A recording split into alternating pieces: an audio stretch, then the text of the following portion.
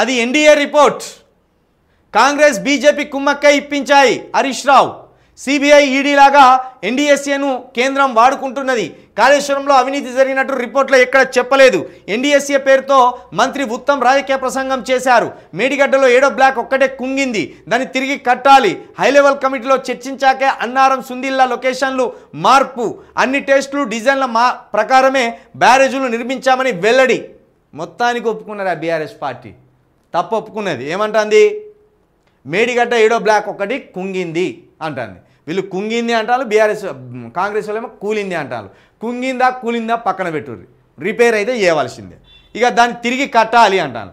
కుంగితే తిరిగి ఎట్లా కట్టుతారు? కూలిపోతేనే తిరిగి కడతారు.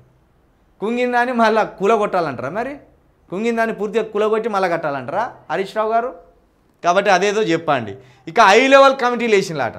హై లెవెల్ కమిటీ అంటే కేసీఆర్ గారు, హరీష్ రావు గారు, కేటీఆర్ గారు, సంతోష్ రావు గారు. ఇదే హై లెవెల్ కమిటీ బీఆర్ఎస్లో.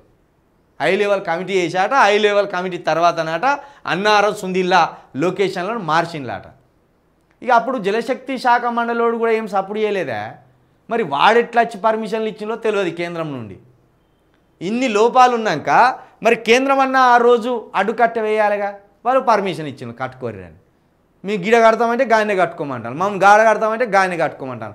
ఆడ వాతావరణ పరిస్థితి మంచిగా లేదు, ఆడ కట్టద్దని వాడు అడ్డుకోలేదు కేంద్రముడు. అంటే అందరు కలిసే ఇలాంటి అక్రమాలకు అవినీతికి పాల్పడరు అనేది ఇక్కడ మనకు స్పష్టంగా అర్థమవుతాను.